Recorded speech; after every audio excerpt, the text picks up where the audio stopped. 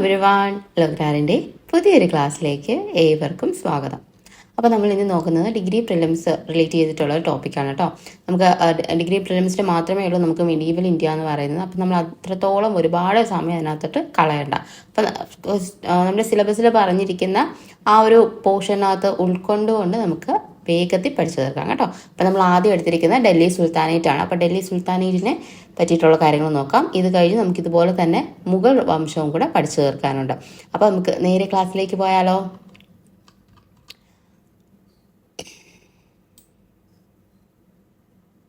അപ്പോൾ നോട്ട്സ് ഇംഗ്ലീഷിലാട്ടോ കൊടുത്തിരിക്കുന്നത്. നിങ്ങൾ പേടിക്കുകയൊന്നും വേണ്ട. വളരെ സിമ്പിളായിട്ട് നിങ്ങൾക്ക് വായിച്ചാൽ മനസ്സിലാവുന്ന രീതിയിൽ മാത്രമേ പ്രിപ്പയർ ചെയ്തിട്ടുള്ളൂ. അപ്പം എല്ലാവരും ഒന്ന് വായിച്ച് നോക്കുക കേട്ടോ. ക്ലാസ് കണ്ടതിന് ശേഷം PDF ടെലഗ്രാമിൽ പ്രൊവൈഡ് ചെയ്യുന്നതായിരിക്കും. നിങ്ങൾ എന്ത് ചെയ്യുക, PDF ഒന്ന് വായിച്ചു നോക്കുക. ഡൽഹി സുൽത്താനേറ്റ് ആരംഭിക്കുന്നത് എവിടെ തൊട്ടാണ്? 1206 മുതൽ 1526 വരെയാണ് ഡൽഹി സുൽത്താനേറ്റ് കാലഘട്ടം എന്ന് നമ്മൾ പറയുന്നത്. അപ്പം വർഷം കറക്റ്റായിട്ട് തന്നെ ഓർത്തിരിക്കുക കേട്ടോ. ഏറ്റവും ബേസ് ആയിട്ട് ചോദിച്ചു കഴിഞ്ഞാൽ നമുക്ക് വർഷങ്ങളായിരിക്കും ചോദിക്കുക, അല്ലെങ്കിൽ ഈ സുൽത്താൻമാരുടെ ഓർഡർ ആയിരിക്കും ചോദിക്കുക. അപ്പം അത് നമുക്ക് ഏറ്റവും എളുപ്പത്തിൽ മാർക്ക് കിട്ടാവുന്ന കാര്യമാണ്. അപ്പം അത് കറക്റ്റായിട്ട് തന്നെ പഠിച്ചു വെച്ചിരിക്കുക. 1206 മുതൽ 1526 വരെയാണ് ഡൽഹി സുൽത്താനേറ്റിന്റെ കാലഘട്ടം എന്ന് പറയുന്നത്. ഏതാണ്ട് 300ഓളം വർഷമാണ് അവരെന്ത് ചെയ്തത്, ഇവിടെ ഭരിച്ചിരുന്നത്. അതുതന്നെ 5 ഡൈനാസ്റ്റീസ് ആയിട്ടായിരുന്നു നമ്മൾ ഡൽഹി സുൽത്താനേറ്റ് എന്ന് പറയുന്നത്. 5 ഡൈനാസ്റ്റീസ് ഏതൊക്കെയാണ്? ഒന്നാമത്തത് സ്ലേവ് ഡൈനാസ്റ്റി, എന്നുവെച്ചാൽ അടിമ വംശം. രണ്ടാമത്തത് ഖിൽജി വംശം. മൂന്നാമത് തുഗ്ലക് വംശം. നാലാമത് സയ്യദ് വംശവും 5 ലോധി വംശവും. കറക്റ്റായിട്ട് ഓർഡർ പഠിച്ചു വെച്ചിരിക്കണം കേട്ടോ. അടിമ വംശം എന്ന് പറയുന്നത് 1206 മുതൽ 1290 വരെയായിരുന്നു ഭരിച്ചിരുന്നത്. അപ്പോൾ കറക്റ്റ് വർഷം ഓർത്തിരിക്കുക. 1206 മുതൽ 1290 വരെയാണ്. ഖിൽജി ആകുമ്പോഴത്തേക്ക് 1290 മുതൽ 1320 വരെയാണ് ഖിൽജി വംശം ഭരിക്കുന്നത്. അത് കഴിഞ്ഞ് തുഗ്ലക് വംശമാകുമ്പോൾ 1320 മുതൽ 1413 വരെയാണ് ഭരിക്കുന്നത്. 1413 14 പറയുന്നുണ്ട് കേട്ടോ. സയ്യദ് വംശം 1414 മുതൽ 1451 വരെയാണ് സയ്യദ് വംശം ഭരിക്കുന്നത്. ലോധി ആകുമ്പോൾ 1451 മുതൽ 1526 വരെ. വർഷം കറക്റ്റായിട്ട് പഠിച്ചിരിക്കാനായിട്ടൊന്ന് ശ്രമിക്കുക കേട്ടോ. നമുക്ക് വർഷങ്ങൾ ചോദിച്ചു കഴിഞ്ഞാൽ എഴുതണം. നമുക്ക് ഓരോ റൂളേഴ്സും ഏത് കാലഘട്ടം വരെ ഭരിച്ചു എന്നുള്ളത് അത്ര ഇമ്പോർട്ടൻ്റ് ആയിട്ട് പഠിക്കണം എന്നില്ല. പക്ഷേ ഇവരുടെ ഒരു മെയിൻ ആയിട്ടുള്ള നമ്മൾ ആ ഡൈനാസ്റ്റീസിന്റെ കാലഘട്ടം ഒന്ന് പഠിച്ചിരിക്കാനായിട്ട് ശ്രമിക്കാം. അപ്പോൾ നമുക്ക് ഒന്നാമത്തെ വംശം നോക്കാം. അടിമ വംശം, അല്ലെങ്കിൽ അതിന് പറയുന്ന മറ്റൊരു പേരാണ് ഗുലാം വംശം അഥവാ മാമുലൂക്ക് വംശം, അല്ലെങ്കിൽ നമ്മൾ മറ്റൊരു പേര് പറയും ഇൽബാരി വംശം എന്ന്. ഇതെല്ലാം എന്ത് തന്നെയാണ്? അടിമ വംശം തന്നെയാണ് കേട്ടോ. അപ്പോൾ ബാക്കിയുള്ള പേരുകളും കൂടെ ഓർത്തിരിക്കാം. ആരാണ് അടിമ വംശത്തിന്റെ സ്ഥാപകൻ എന്ന് പറയുന്നത്? കുത്തുബുദ്ദീൻ ഐബക്കാണ് അടിമ വംശത്തിന്റെ സ്ഥാപകൻ എന്ന് പറയുന്നത്. ആരാണ് സ്ഥാപകൻ? കുത്തുബുദ്ദീൻ ഐബക്കാണ്. നമ്മൾ പറഞ്ഞു അതിനെ മാമലൂക്ക് വംശം എന്നും കൂടിയാണ് അറിയപ്പെടുന്നത്. അതുപോലെ തന്നെ നമ്മൾ ഇന്ത്യയിൽ ഒരു മുസ്ലിം ഭരണം ആരംഭിച്ചു എന്ന് കണക്കാക്കുന്നത് ഐബക്കിന്റെ ഭരണത്തോടു കൂടിയിട്ടാണ് കേട്ടോ. അപ്പൊ കുത്തുബുദ്ദീൻ ഐബക്ക് സ്ലേവ് ഡൈനാസ്റ്റിയുടെ ആ ഒരു ഭരണ കാലഘട്ടത്തിനെയാണ് നമ്മൾ ഇന്ത്യയിൽ ഒരു മുസ്ലിം ഭരണം ആരംഭിച്ചു എന്ന് പറയപ്പെടുന്നത് കേട്ടോ. നമുക്ക് കുത്തുബുദ്ദീൻ ഐബക്കിനെ കുറിച്ചിട്ട് വളരെ കുറച്ച് കാര്യങ്ങൾ നോക്കാം. ഒരുപാട് ഡീറ്റെയിൽഡ് ആയിട്ടൊന്നും പറയുന്നില്ല കേട്ടോ. നമ്മൾ ഓൾറെഡി പറഞ്ഞു എന്താണ്, ഡൽഹി സുൽത്താനത്തിന്റെ സ്ഥാപകനാണ് കുത്തുബുദ്ദീൻ ഐബക്ക് എന്ന് പറയുന്നത്. അതുപോലെ തന്നെ ഇന്ത്യയിൽ അല്ലെങ്കിൽ ഡൽഹിയിൽ എന്താണ് തുർക്കിഷ് കിങ്ഡം ആരംഭിക്കുന്നത് ആരാണ്? കുത്തുബുദ്ദീൻ ഐബക്കാണ്. അപ്പൊ കുത്തുബുദ്ദീൻ ഐബക്കിന്റെ കിങ്ഡം എന്ന് പറയുന്നത് തുർക്കിഷ് ആണ്. അവർ തുർക്കി ബേസ്ഡ് ആയിട്ടുള്ള ആളുകളായിരുന്നു ഈ പറയുന്ന കുത്തുബുദ്ദീനും അതിന് മുന്നോടിയായിട്ട് വരുന്ന ഗോറിയും അതുപോലെ ഗസ്നിയൊക്കെ പറയുന്നത് കേട്ടോ. അതുപോലെ സ്വന്തമായിട്ട് സുൽത്താൻ എന്ന് പറയുന്ന സ്ഥാനപ്പേര് സ്വീകരിക്കുകയും ചെയ്തു. അപ്പൊ സുൽത്താൻ എന്ന് പറയുന്ന സ്ഥാനപ്പേര് സ്വീകരിച്ച വ്യക്തിയാണ് ആര്? കുത്തുബുദ്ദീൻ ഐബക്ക് എന്ന് പറയുന്നത് കേട്ടോ. അപ്പൊ became independent after Ghori's death. Ghori നമ്മൾ മുമ്പ് ഉള്ള ഇതിനൊക്കെ മുന്നേ ഉള്ള ആളാണ് ആര്? മുഹമ്മദ് ഗോറി എന്ന് പറയുന്നത്. ഗോറിയുടെ എന്താണ് ജനറൽ ആയിരുന്നു ആര്? കുത്തുബുദ്ദീൻ ഐബക്ക് എന്ന് പറയുന്നത്. അപ്പൊ അദ്ദേഹത്തിന്റെ മരണത്തിന് ശേഷം, ഗോറിയുടെ മരണത്തിന് ശേഷമാണ് കുത്തുബുദ്ദീൻ ഐബക്ക് ഈ പറയുന്ന ഒരു എന്താണ് അധികാരത്തിലേക്ക് വരുന്നതും. അങ്ങനെയാണ് പിന്നെ ഡൈനാസ്റ്റി, നമ്മുടെ അടിമവംശം സ്ഥാപിക്കപ്പെടുകയും ചെയ്യുന്നത് കേട്ടോ. അപ്പൊ കുത്തുബുദ്ദീൻ ഐബക്ക് എന്ന് പറയുന്നത് ഒരു അടിമയായിരുന്നു, അതുകൊണ്ടാണ് അതിന് അടിമവംശം എന്ന് പറയപ്പെടുന്നത്. അപ്പം 1206 എന്ത് ചെയ്യുന്നത്? അദ്ദേഹം അടിമവംശം സ്ഥാപിക്കുന്നത്. അതിനു മുന്നേ ഗോറിയുടെ എന്തായിരുന്നു? ജനറൽ ആയിരുന്നു എന്നുള്ളത് ഓർത്തിരിക്കുക. ഇനി he made the capital Lahore. അപ്പോൾ ക്യാപിറ്റൽ എവിടെയായിരുന്നു? നമ്മുടെ അടിമ വംശത്തിന്റെ ലാഹോർ ആയിരുന്നു ക്യാപിറ്റൽ എന്ന് പറയുന്നത്. അപ്പോൾ ഡൽഹി സുൽത്താനേറ്റിന്റെ ആദ്യത്തെ ക്യാപിറ്റൽ ലാഹോർ എന്ന് പറഞ്ഞു കഴിഞ്ഞാൽ ഇത് ശരിയാണ് കേട്ടോ. അതുപോലെ തന്നെ കുത്തബുദ്ദീൻ ഐബക്കിനെ അറിയപ്പെടുന്ന മറ്റൊരു പേരാണ് ലാഖ് ബക്ഷ്. ലാഖ് ബക്ഷ് അഥവാ ലക്ഷങ്ങൾ ദാനം ചെയ്യുന്നവൻ എന്നറിയപ്പെടുന്ന ആരാന്ന് ചോദിച്ചു കഴിഞ്ഞാൽ കുത്തബുദ്ദീൻ ഐബക്കാണ്. ഒരുപാടധികം ഡൊണേഷൻസ് അദ്ദേഹം ചെയ്യുന്നത് കൊണ്ടാണ് അദ്ദേഹത്തെ ലാഖ് ബക്ഷ് എന്ന് അറിയപ്പെടുന്നത്. അതുപോലെ തന്നെ Aibak gold, silver, billion, copper എന്നീ ലോഹങ്ങൾ കൊണ്ടുള്ള കോയിൻസുകൾ എന്ത് ചെയ്തിട്ടുണ്ട്? പുറത്തിറക്കിയിട്ടുണ്ടായിരുന്നു കേട്ടോ. അപ്പം ഇതെല്ലാം ചെയ്തത് ആരാണ്? കുത്തബുദ്ദീൻ ഐബക്കാണ്. പിന്നെ അതുപോലെ തന്നെ കുത്തബുദ്ദീൻ ഐബക്ക് 2 മോസ്കുകൾ കൺസ്ട്രക്ട് ചെയ്തിട്ടുണ്ടായിരുന്നു. ഒന്നാണ് കുവത്ത് ഉൽ ഇസ്ലാം ഡൽഹിയിലുള്ളതും, അതുപോലെ അർഹായ് ദിൻക ജോൻപാര. പേരുകൾ കുറച്ച് ബുദ്ധിമുട്ടായിരിക്കും, പേർഷ്യൻ പേരുകളായതുകൊണ്ടാണ്. അപ്പോൾ കുവത്ത് ഉൽ ഇസ്ലാം പണി കഴിപ്പിച്ചത് ഐബക്കാണ്, കുത്തബുദ്ദീൻ ഐബക്കാണെന്നുള്ളത് ഓർത്തിരിക്കുക. അതുപോലെ അർഹായ് ദിൻക ജോൻപാര, ജോൻപാര അജ്മീറിലാണ്, അതും പണി കഴിപ്പിച്ചത് കുത്തബുദ്ദീൻ ഐബക്കാണ്. അതുപോലെ തന്നെ കുത്തബുദ്ദീൻ ഐബക്കിന്റെ ഏറ്റവും ഫേമസ് ആയിട്ടുള്ള ഒരു നിർമ്മിതിയാണ് ഏത്? കുത്തബ് മിനാർ എന്ന് പറയുന്നത് കേട്ടോ. കുത്തബുദ്ദീൻ ഐബക്കാണ് എന്ത് ചെയ്യുന്നത്? സ്റ്റാർട്ട് ചെയ്യുന്നത് പണിയെ, എന്നാൽ അവസാനിപ്പിക്കുന്നത്, പണി പൂർത്തിയാക്കിയത് ഇൽത്തുമിഷാണ്. അതും കൂടെ ഒന്ന് ഓർത്തിരിക്കാൻ ശ്രമിക്കുക. ഇനി കുത്തബ് മിനാറിന്റെ ആ ഒരു പേരെന്ന് പറയുന്നത് കുത്തബുദ്ദീൻ ഐബക്കിന്റെ പേരിൽ നിന്നല്ല വന്നിട്ടുള്ളത്. അദ്ദേഹം ഇത് ഡെഡിക്കേറ്റ് ചെയ്തിരിക്കുന്നത് സൂഫി സൈന്റ് ആയിട്ടുള്ള കുവാച്ച് കുത്തബുദ്ദീൻ ബക്തിയാർ കാക്കി, അദ്ദേഹത്തിന്റെ സ്മരണാർത്ഥമാണ് കുത്തബ് മിനാർ എന്ന് പറഞ്ഞ് പേര് കൊടുത്തിരിക്കുന്നത് കേട്ടോ. അപ്പോൾ കുവാച്ച് കുത്തബുദ്ദീൻ ബക്തിയാർ കാക്കിയുടെ സ്മരണാർത്ഥമാണ് എന്ത് ചെയ്തിരിക്കുന്നത്? കുത്തബ് മിനാർ പണി കഴിപ്പിച്ചിരിക്കുന്നത്. കംപ്ലീറ്റ് ചെയ്തത് ഇൽത്തുമിഷാണ്. അതും കൂടെ ഓർത്തിരിക്കുക. അപ്പം ഇമ്പോർട്ടൻ്റ് ആയിട്ടുള്ള നിർമ്മിതിയാണ് ഏത്? കുത്തബ് മിനാർ എന്ന് പറയുന്നത് ഓർത്തിരിക്കുക കേട്ടോ. ഇനി ഇദ്ദേഹം മരണപ്പെടുന്നത് എങ്ങനെയാണ്? നമ്മൾ കേട്ടിട്ടുണ്ടാവും, പോളോ കളിക്കിടയിൽ കുതിരപ്പുറത്തു നിന്നും വീണ് മരിച്ച വ്യക്തിയാണ് ആര്? കുത്തബുദ്ദീൻ ഐബക്ക് എന്ന് പറയുന്നത്. അപ്പം പോളോ കളിയിലെ മറ്റൊരു പേരാണ് ഏത്? ചൗഗാൻ. അപ്പോൾ ഓർത്തിരിക്കുക, ചൗഗാൻ എന്ന് ചോദിച്ചു കഴിഞ്ഞാലും എഴുതിക്കൊള്ളാം കേട്ടോ. അപ്പോൾ ചൗഗാൻ കളിക്കിടയിൽ കുതിരപ്പുറത്തു നിന്നും വീണ് മരിച്ച ഡൽഹി സുൽത്താനേറ്റ് രാജാവാണ് ആര്? കുത്തബുദ്ദീൻ ഐബക്ക് എന്ന് പറയുന്നത്. അപ്പോൾ ഇത്രയും കാര്യങ്ങളാണ് കുത്തബുദ്ദീൻ ഐബക്കിനെ പറ്റിയിട്ട് നമ്മൾ പറഞ്ഞിട്ടുള്ളത് കേട്ടോ. ഇനി അടുത്തത് ആരം ഷാനെ നോക്കുകയാണ്. ആരം ഷാ എന്ന് പറയുന്നത് 2ാമത്തെ റൂളറാണ്. കുത്തബുദ്ദീൻ ഐബക്കിന്റെ അപ്രതീക്ഷിത മരണത്തെ തുടർന്ന് അദ്ദേഹത്തിന്റെ മകനായിട്ടുള്ള ആരം ഷാ വരികയാണ് ചെയ്തത്. അപ്പം ഏറ്റവും ഒരു ഇൻകേപ്പബിൾ ആയിട്ടുള്ള ഒരു റൂളർ ആയിരുന്നു ആരം ഷാ എന്ന് പറയുന്നത്. കുത്തബുദ്ദീൻ ഐബക്കിന്റെ സമയത്ത് പലയിടത്തു നിന്നുമുള്ള കടന്നുകയറ്റങ്ങളെല്ലാം കുത്തബുദ്ദീൻ ഐബക്ക് തകർത്തെങ്കിൽ ആരം ഷായുടെ സമയത്ത് ഇവരെല്ലാം തിരിച്ച് വരികയും ആരം ഷായെ ഡിഫീറ്റ് ചെയ്യുകയാണ് ചെയ്തത് കേട്ടോ. അപ്പം വളരെയധികം ഒരു പ്രാപ്തിയില്ലാത്തൊരു രാജാവായിരുന്നു ആരം ഷാ എന്ന് പറയുന്നത്. നമ്മൾ ഈ ഡൽഹി സുൽത്താനേറ്റ് എന്ന് പറയുമ്പോൾ നിങ്ങൾ ആലോചിക്കണം, ഒരു സുൽത്താനോടൊപ്പം തന്നെ ഒരു കൂട്ടം നോബിൾസും കൂടെ എന്ത് ചെയ്യുന്നുണ്ട്? ഇവരുടെ കൂടെ ഭരണം നടത്തുന്നുണ്ട്. അപ്പം ഭരണത്തിൽ സഹായിക്കുന്നവരാണ് ഈ നോബിൾസ് എന്ന് പറയുന്നത്. അപ്പം കൂടുതലും പ്രാധാന്യം ഈ നോബിൾസിനും കൂടെ വരുന്നുണ്ട്. അപ്പം ആരം ഷായുടെ ഭരണ പോരായ്മ കാരണം തുർക്കിഷ് നോബിൾസ് എന്ത് ചെയ്യാണ്? ഇൽത്തുമിഷിനെ ഡൽഹിയിലേക്ക് ഇൻവൈറ്റ് ചെയ്യുകയാണ് ചെയ്യുന്നത്. ഇൽത്തുമിഷ് എന്ന് പറയുന്നത് കുത്തബുദ്ദീൻ ഐബക്കിന്റെ സൺ ഇൻ ലോ ആയിരുന്നു കേട്ടോ. മരുമകനായിട്ടുള്ള ഇൽത്തുമിഷിനെ എന്ത് ചെയ്യാണ്? ഡൽഹിയിലോട്ട് വരികയും ഇൽത്തുമിഷ് എന്ത് ചെയ്യാണ്? ആരം ഷായെ പുറത്താക്കിക്കൊണ്ട്, അല്ലെങ്കിൽ ആരം ഷായെ വധിച്ചുകൊണ്ട് ഡൽഹി സുൽത്താനേറ്റിന്റെ സുൽത്താനായിട്ട് മാറുകയാണ് ചെയ്യുന്നത്. പൊതുവെ ഇനി നമ്മൾ അങ്ങോട്ട് പഠിക്കുമ്പോൾ എല്ലാവരും എന്ത് തന്നെയാണ്? ഇരിക്കുന്ന ആളെ വധിച്ചിട്ട് പുതിയ ആള് കയറുക, അത് തന്നെയായിരുന്നു ചെയ്തുകൊണ്ടിരിക്കുന്നത് കേട്ടോ. ഇനി അടുത്തത് നമ്മൾ ഇൽത്തുമിഷിനെയാണ് നോക്കുന്നത്. ഷംസുദ്ദീൻ ഇൽത്തുമിഷ് എന്നാണ് അറിയപ്പെടുന്നത് കേട്ടോ. അപ്പോൾ ഷംസുദ്ദീൻ എന്നറിയപ്പെടുന്ന ഡൽഹി സുൽത്താൻ ആരാന്ന് ചോദിച്ചു കഴിഞ്ഞാൽ അത് ഇൽത്തുമിഷാണ്, അത് ഓർത്തിരിക്കുക. അപ്പോൾ ഇൽത്തുമിഷ് എന്ന് പറയുന്നത് ഇൽവാരി ട്രൈബിൽ ഉൾപ്പെട്ട ഒരാളാണ്. അതുകൊണ്ടാണ് ഇതിനെ നമ്മൾ സ്ലേവ് ഡൈനാസ്റ്റിനെ നമ്മൾ എന്തും കൂടെ പറയുന്നത് ഇൽവാരി ഡൈനാസ്റ്റി എന്നും കൂടെ അറിയപ്പെടാനായിട്ട് കാരണം. ഇനി അതുപോലെ തന്നെ ഇൽത്തുമിഷ് മുൻകാലത്ത് എന്തായിരുന്നു? ഐബക്ക് ഇദ്ദേഹത്തെ ഇക്തദാറായിട്ടാണ് നിയമിച്ചിരുന്നത്. ഗ്വാളിയോറിലെ ഇക്തദാറായിരുന്നു ഇൽത്തുമിഷ് എന്ന് പറയുന്നത്. അതുപോലെ തന്നെ മറ്റൊരു പ്രദേശത്ത് ഗവർണറും കൂടെ ആയിരുന്നു ഇൽത്തുമിഷ് എന്ന് പറയുന്നത്. അവിടെ നിന്നാണ് ഇദ്ദേഹം എന്ത് ചെയ്യുന്നത്? ഡൽഹിയിലേക്ക് വരുന്നത് കേട്ടോ.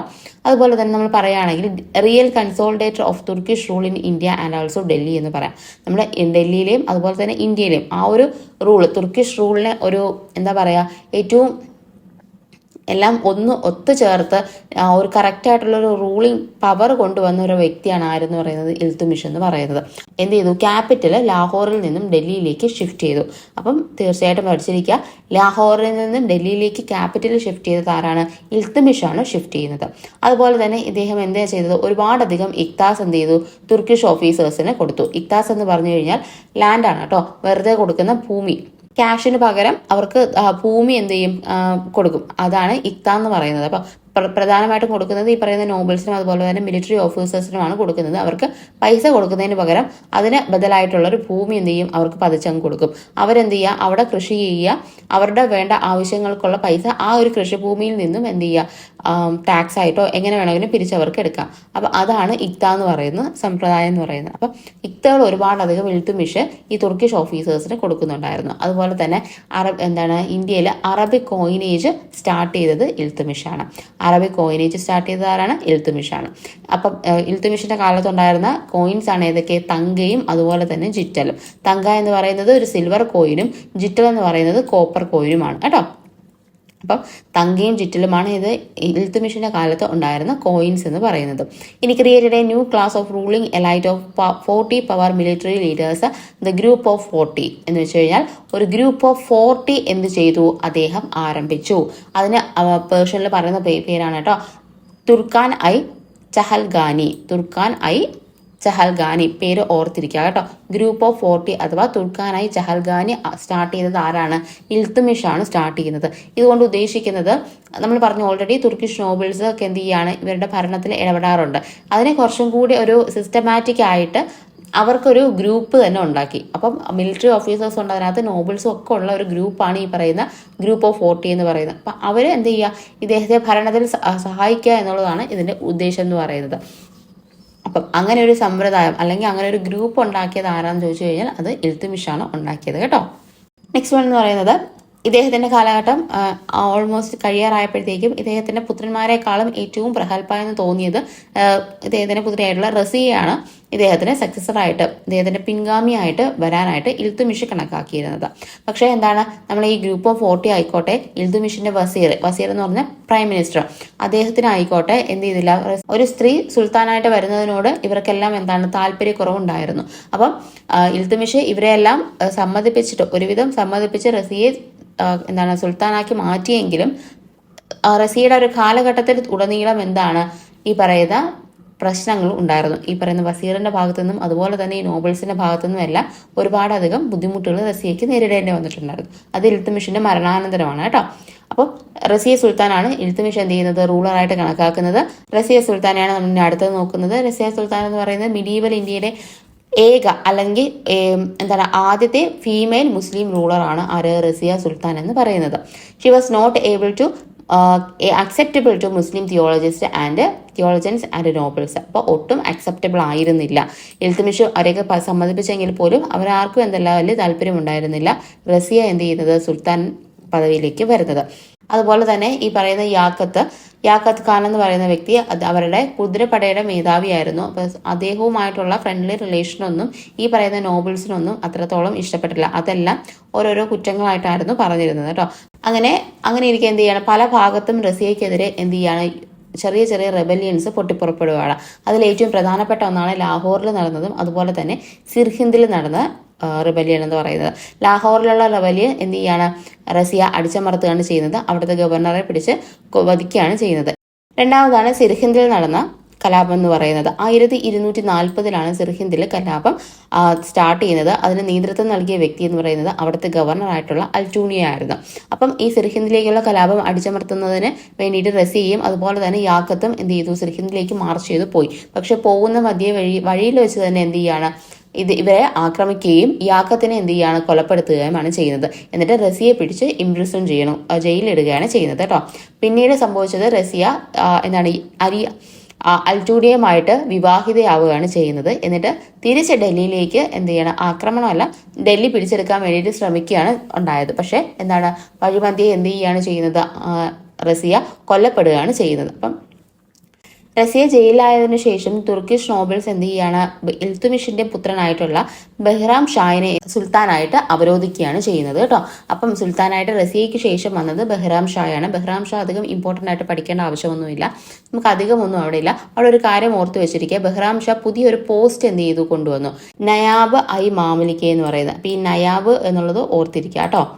അപ്പം എന്താണ് കൊണ്ട് ഉദ്ദേശിക്കുന്നതെന്ന് വെച്ച് കഴിഞ്ഞാൽ നമ്മുടെ കിങ്ങിന്റെ ഏറ്റവും ഡെപ്യൂട്ടി ആയിട്ടുള്ള ഒരാൾ, കിങ് ചെയ്യുന്ന കാര്യങ്ങൾക്കെല്ലാം ആർക്കും ചെയ്യാം, നയാബിനും ചെയ്യാം എന്നുള്ള രീതിക്കാണ് ഈ നയാബി എന്ന് പറയുന്നത് ഡെപ്യൂട്ടി ഓഫ് ദ കിങ് എന്നാണ് അതുകൊണ്ട് ഉദ്ദേശിച്ചിരിക്കുന്നത്.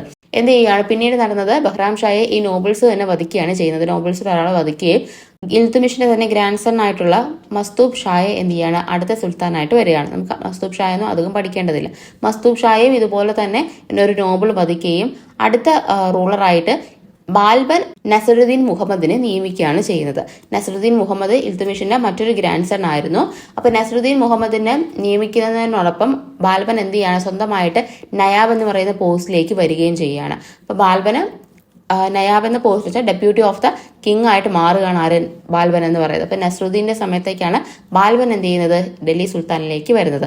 പോരാത്തതിന് ബാൽബൻ എന്ത് ചെയ്യാണ് നസറുദ്ദീന്റെ മകളെ വിവാഹം ചെയ്യുകയും കുറച്ചും കൂടെ ആ ഒരു ഡൽഹി സുൽത്താനേറ്റുമായുള്ള ബന്ധം സ്ട്രോങ് ആക്കുകയും ചെയ്യാണ്. ലേറ്റർ ഓൺ സംഭവിച്ചത് നസറുദ്ദീനെ എന്ത് ചെയ്യാണ് ബാൽബൻ വധിക്കുകയും ഡൽഹി സുൽത്താനേറ്റിന്റെ സുൽത്താനായി മാറുകയാണ് ചെയ്യുന്നത് കേട്ടോ. അപ്പൊ ആ ഒരു 3 പേരെ നമുക്ക് അധികം പഠിക്കേണ്ട ആവശ്യമില്ല. നിങ്ങൾ ജസ്റ്റ് ഒന്ന് ഓർത്തിരിക്കാൻ വേണ്ടി കഥ പോലെ ഒന്ന് ഓർത്തിരിക്കാൻ വേണ്ടിയിട്ട് പറഞ്ഞതാണ്. ഇനി ബാൽബൻ എന്ന് പറയുന്നതിന്റെ കാലഘട്ടം 1266 മുതൽ 1287 വരെയാണ്. കാലഘട്ടം ഓർക്കണം എന്നില്ല. അതുപോലെ തന്നെ ഉല്ലു ഖാൻ എന്നറിയപ്പെടുന്നത് ആരാണ് എന്ന് ചോദിച്ചു കഴിഞ്ഞാൽ അത് ബാൽബനാണ് കേട്ടോ. ഉല്ലു ഖാൻ എന്നറിയപ്പെടുന്നത് ആരാണ്? ബാൽബനെയാണ് ഉല്ലു ഖാൻ എന്ന് അറിയപ്പെടുന്നത്. He was one of the main architect of the Delhi sultanate. Iltutmish അല്ലെങ്കിൽ ഇൽത്തുമിഷിനൊക്കെ ശേഷം നല്ലൊരു ഭരണം കാഴ്ചവെച്ച ഒരു വ്യക്തിയാണ് ആര്? ബാൽബൻ എന്ന് പറയുന്നത്. According to him the sultan was the shadow on earth. അപ്പൊ ദൈവത്തിന്റെ പ്രതിപുരുഷനാണ് സുൽത്താൻ എന്ന് പറഞ്ഞ വ്യക്തിയാണ് ആര്? ബാൽബൻ എന്ന് പറയുന്നത്. എന്ന് വെച്ച് കഴിഞ്ഞാൽ സിൽ ഐ ഇലാഹി, അത് ഓർത്ത് വെച്ചിരിക്കുക കേട്ടോ. സിൽ ഐ ഇലാഹി അഥവാ ഗോഡ്സ് ഷാഡോ ഓൺ എർത്ത്, ദൈവത്തിന്റെ പ്രതിപുരുഷനാണ് ആര്? സുൽത്താൻ എന്ന് പറയുന്നത് ബാൽബനാണ്. അതുപോലെ തന്നെ റെസിപ്പിയന്റ് ഓഫ് ഡിവൈൻ ഗ്രേസ് നിബിയാബാത്ത് ഐ ഖുദായി കേട്ടോ. ഈ പേർഷ്യൻ വാക്കുകൾ കുറച്ച് ബുദ്ധിമുട്ടായിരിക്കും, ഒന്ന് വായിച്ചൊന്ന് മനസ്സിലാക്കി വെച്ചിരിക്കുക കേട്ടോ. സില്ലൈ ഇലാഹി ഒന്ന് ഓർത്തിരിക്കുക. ഗോഡ് ഷാഡോ എന്ന് പറഞ്ഞത് ബാൽബനാണ്. അതുപോലെ തന്നെ ഇദ്ദേഹം എന്ത് ചെയ്യാണ് ചെയ്യുന്നത്, നമ്മുടെ ഇൽത്തുമിഷ് കൊണ്ടുവന്നൊരു സംഭവമല്ലേ ഗ്രൂപ്പ് ഓഫ് 40, ആ പറയുന്ന സാധനം ഇദ്ദേഹം നിർത്തലാക്കുകയാണ് ചെയ്യുന്നത് കേട്ടോ. അപ്പം ഗ്രൂപ്പ് ഓഫ് 40 നിർത്തലാക്കിയ രാജാവ് ആര് എന്ന് ചോദിച്ചു കഴിഞ്ഞാൽ അത് ബാൽബനാണ്.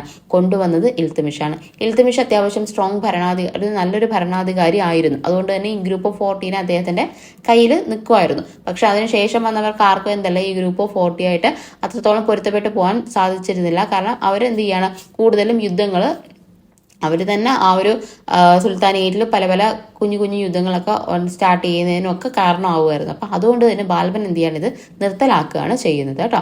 അപ്പോൾ പിന്നീട് എന്ത് ചെയ്തു, ഇത് നിർത്തലാക്കുക മാത്രമല്ല ഈ പറയുന്ന നോബിൾസിനെ നിരീക്ഷിക്കാൻ വേണ്ടിയിട്ട് ചാരന്മാരെ നിയമിക്കുകയും ഇവരുടെയൊക്കെ അധികാരങ്ങളൊക്കെ കുറേയൊക്കെ കുറയ്ക്കാനൊക്കെ ഇദ്ദേഹം ബാൽബൻ ശ്രമിച്ചിട്ടുണ്ടായിരുന്നു. അതൊക്കെ നമുക്ക് ഇനി അങ്ങോട്ട് പറയാം.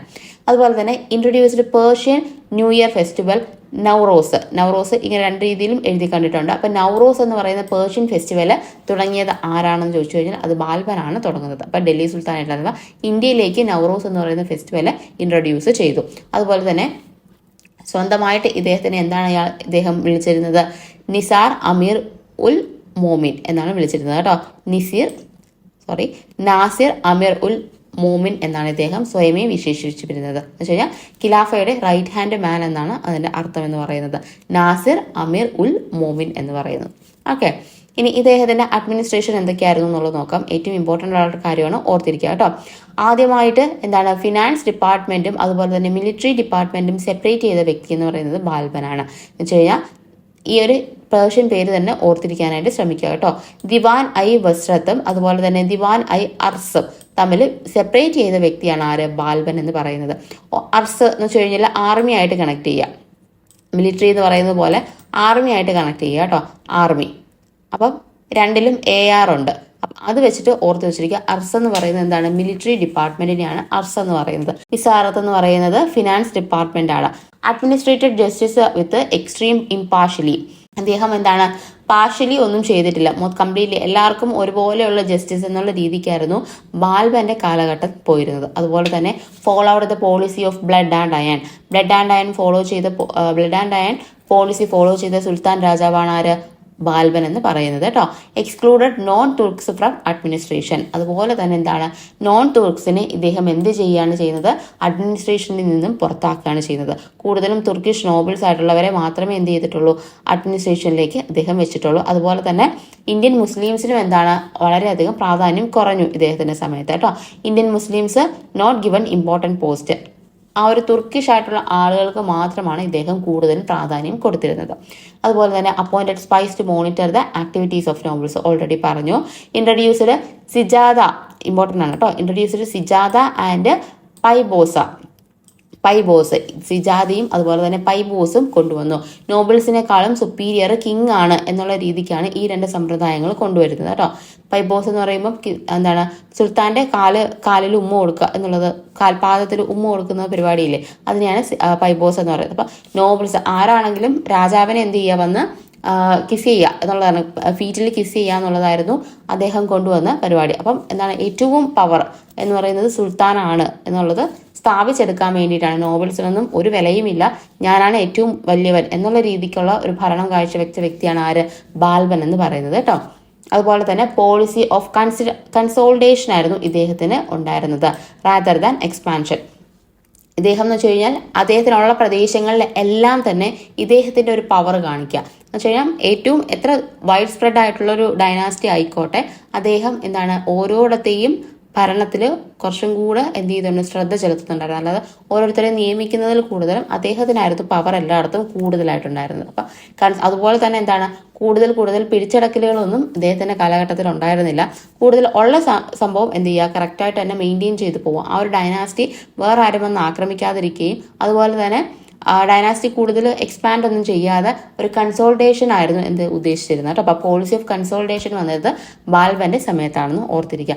ഈ സമയത്തൊക്കെ ഡൽഹി സുൽത്താനേറ്റിന്റെ ഏറ്റവും വലിയൊരു ത്രെഡ് എന്ന് പറയുന്നത് മംഗോളിയൻ അറ്റാക്കുകളായിരുന്നു. അപ്പോൾ ഈ പറയുന്ന ബാൽബൻ ആയിക്കോട്ടെ, ഇതിന് മുന്നേ പറഞ്ഞവരെല്ലാവരും എന്താണ്, മംഗോളിയൻസിനോട് അധികം എന്ത് ചെയ്തില്ല, അറ്റാക്കിന് മുതിർന്നിട്ടില്ല. ഇത്രയുമാണ് നമ്മൾ ഇതിൽ പറയുന്നത് ഫസ്റ്റ് ഡൈനാസ്റ്റി ആയിട്ടുള്ള അടിമവംശത്തിൽ പറയുന്നത് കേട്ടോ. അടിമവംശം വളരെ കുറച്ചേ ഉള്ളൂ നമ്മൾ പറയാനായിട്ട്.